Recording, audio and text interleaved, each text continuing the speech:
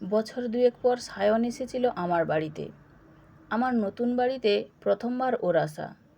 এর আগেও দু একবার এসেছে, সেটা পুরানো বাড়িতেই। নতুন বাড়ি কিনেছি, তাও প্রায় 2 বছর হতে চলল। তারপর থেকে ও একবারও আসেনি। এতদিন পর বাবুর আগমন। বছর পাঁচেক আগে একদিন কলেজ স্ট্রিটে পরিচয় হয়েছিল সায়নের সাথে। তখন ও কলেজে পড়ছিল। মানিব্যাগ হারিয়ে ফেলেছিল বেচারা। বাড়ি ফেরার টাকা ওর কাছে ছিল না। 30 টাকা আমার থেকে চেয়ে নিয়েছিল। টাকাটা পেয়ে বলেছিল, দাদা, বড় উপকার করলেন, আপনার ফোন নাম্বারটা দিন, আমি আপনাকে ঠিক ফেরত দিয়ে দেব। সেই থেকেই পরিচয় ওর সাথে। ওর কাছে আমি যতটা না দাদা, তার থেকে বেশি বন্ধু। 10-15 দিন অন্তর একটা ফোন ওর থেকে আসেই। আমার খোঁজ খবর নেয়। গত বছর পুজোর পর নন্দনে ওর সাথে লাস্ট দেখা হয়েছিল। তারপর আবার এই দেখা। দেখলাম 1 বছরের মধ্যে ছোকরার বেশ পরিবর্তন লক্ষ্য করলাম। গলায় সোনার চেন, হাতে একটা ব্রেসলেট, দামি মোবাইল। ওকে দেখে আমার যেন কেমন কেমন একটা লাগলো। বললাম, হ্যাঁ রে, সাজগোজ তো ভালোই বেড়েছে দেখছি। গলায় সোনার চেন, দামি মোবাইল, চাকরি বাকরি পেয়ে গেলি নাকি? চাকরি না পেলে বুঝি এসব পরা যায় না? ভাবছো তুমি চাকরি করো বলেই তুমি একাই পড়বে, তাই না? সে কথা কখন বললাম? 5 বছরে সেরকম কিছু দেখিনি তোর মধ্যে। তা হঠাৎ করে কথাটা শেষ না হতে হতেই ওর মোবাইলে রিং বাজতে শুরু হলো। মোবাইলের দিকে তাকাতেই দেখলাম ওর মোবাইল স্ক্রিনে ভেসে উঠল একটি নাম, মনা। কলটা রিসিভ করেই বলল, হ্যাঁ বলো, আমি পৌঁছে গেছি, তুমি কিছু খেয়েছো? তারপর এটা ওটা সেটা নিয়ে আদিক্ষেতা মার্কা বেশ কিছু কথা মনার সাথে। প্রায় 30 মিনিট কথা চলল। ফোনটা রাখার আগে বলল, মনা, শোনো না, আজকের মতো তাহলে রেখে দাও। দাদার বাড়িতে এসেছি তো, দাদার সাথে একটু গল্প করি, কাল তাহলে কথা হবে। লাভ ইউ মনা। ঘড়িতে তখন কটা বাজে? ওই সন্ধে 7:30 হবে। কথার ধরন দেখে বুঝলাম গার্লফ্রেন্ড। ফোনটা রাখার পর ওই আমাকে বলল, আসলে মনা কল করেছিল। কৌতূহলী হয়েই জিজ্ঞেস করলাম, মনাটা কে আবার? ও তখন হাসছে। ওর হাসি দেখে বললাম, থাক, বলতে হবে না, বুঝেছি। মোবাইলটা আমার দিকে এগিয়ে দিয়ে বলল, এই দেখো ছবি। বাহ, বেশ তো সুন্দরী। হেসে বলল, কেমন, এই মেয়েকেই তোমার বৌমা বানাবো ভাবছি। তোমার পছন্দ আছে তো? খুব। আমার সাথে মানাবে? মানাবে মানে এক্কেবারে মানাবে। সায়ন তখন মুচকি মুচকি হাসছে। আমি বললাম, 1 বছর আগে তোর তো কোনো গার্লফ্রেন্ড ছিল না? কবে হলো? এই তো মাস 4 হবে। যাক, সুন্দরী গার্লফ্রেন্ড পেয়েছিস, এবার একটা চাকরি বাকরি তো করতে হবে। বলল, চেষ্টা তো করছি, খরচ করতে না পারলে গার্লফ্রেন্ড থাকবে? এর পেছনে যা খরচ হয় আমার, একবার রেস্টুরেন্টে গেলেই কম করে 800,000 টাকা। তারপর এটা সেটা কিনে দেওয়া, গিফট দেওয়া।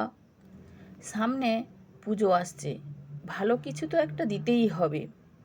বললাম, তা তো দিতে হবে, কিন্তু এত খরচ সামলাচ্ছিস কী করে?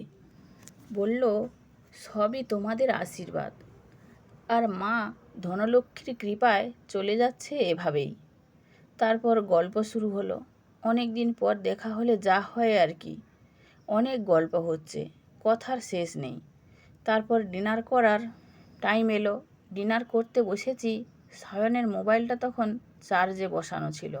হঠাৎ রিং বাজতে শুরু করলো। খেতে খেতেই ও উঠছে দেখে আমিই বললাম, তুই বস, আমি দিচ্ছি। মোবাইলটা চার্জার থেকে বাম হাতে করে খুলে নিয়ে এসে বললাম, তোর মনা মনে হয় কল করেছে। সায়ন বলল, চুপ চুপ, কথা বলবে না। ফোনটা রিসিভ করে সায়ন বলল, হ্যাঁ বলো। ওপাশ থেকে কি বলল জানি না, এপাশ থেকে বলতে লাগলো, কেন রাগ করো বলো তো? ভুলে গেছি তো, অনেক দিন পর দাদার বাড়িতে এসেছি, এই সবাই মিলে গল্প করছি। তুমি রাগ করলে কোথায় যাই বলো তো? তোমাকে তো বলেইছি আজ সেভাবে কথা বলতে পারবো না, একটু বোঝো আমাকে প্লিজ বাবু, একটু মানিয়ে নাও। আমার বাবুটা, আমার ধনাটা নাও, আদর করে দিলাম। আর রাগ নেই তো? খুশি? ওপাশ থেকে পজিটিভ রেসপন্স পেতে সায়ন বলল, রাখি তাহলে। তারপর সায়ন ফোনটা রেখে দিল। বলল, বাপরে বাপ, উফ, পারা যায়? বুঝতে পারছো কিভাবে সামলাই? আমি বললাম, এটাই ভালোবাসা, রাগ অভিমান তো হবেই। তোর মনা তো বেশ অভিমানী দেখছি। সায়ন বলল, আরে এটা মোনা নয়। মোনা নয় মানে? এটা ধনা, মানে আমি ধনা বলে ডাকি, ওর নাম আসলে সাধনা। সাধনা শুনে আমার চোখ তখন কপালে। জিজ্ঞেস করলাম, এই সাধনাটা আবার কি? সায়ন মোবাইল থেকে ধনার ছবিটা দেখিয়ে বলল, এই হলো সাধনা, মানে আমার ধনা। আমি একটু রেগেই বললাম, অত সুন্দরী একটা গার্লফ্রেন্ড থাকতে একে আবার কেন? মনাই তো ঠিকঠাক ছিল, মনাকে রেখেও ধনার সাথে একজনকে নিয়ে থাক। সায়ন বলল, একজনকে নিয়েই তো থাকতে পারি, ধনাকে ছেড়ে দিলে যে মনাও চলে যাবে, সে আবার কীরকম কথা? আরে ধনা আমার কাছে লক্ষ্মী, ধনার টাকাতেই তো মনাকে চালাই।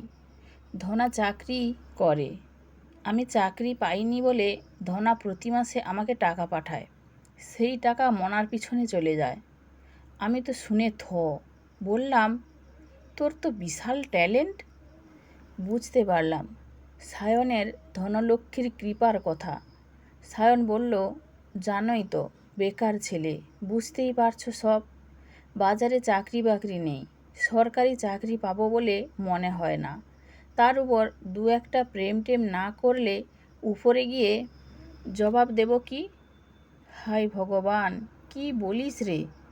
সায়ন বলল, আরে খাও খাও, পরে ভাববি। আমি খাচ্ছি আর ভাবছি, দুটো গার্লফ্রেন্ড, গলায় সোনার চেন ব্রেসলেট, এসব কোথা থেকে আসছে বুঝতে বাকি রইল না। হাসতে হাসতেই বললাম, তুই তো ধনার টাকায় ধনপতি হয়ে যাবি। এই মেয়েগুলো তোর কাছে পটে যায় কি করে? সোনার জন্য। গলায় সোনার চেন, হাতে ব্রেসলেট, এসব দেখিয়ে কাজ চালাচ্ছিস? আরে এই সোনা ওই সোনা নয়, সোনা আমার আর একটা গার্লফ্রেন্ড, আমি সোনা বলে ডাকি। ওর নাম সোনালি, বাবার জুয়েলারি দোকান। ওকে ঠিক পছন্দ নয় আমার, এগুলো তো ওই গিফট করেছে। ও যদি নিজে থেকে দিতে চায়, আমি আর না নিয়ে থাকতে পারি? আমি তো শুনে বেহুশ হয়ে যাবার উপক্রম। এ তো প্রেমের বিলা। কে বলেছে প্রেম করতে গেলে পকেট ভর্তি টাকা লাগে?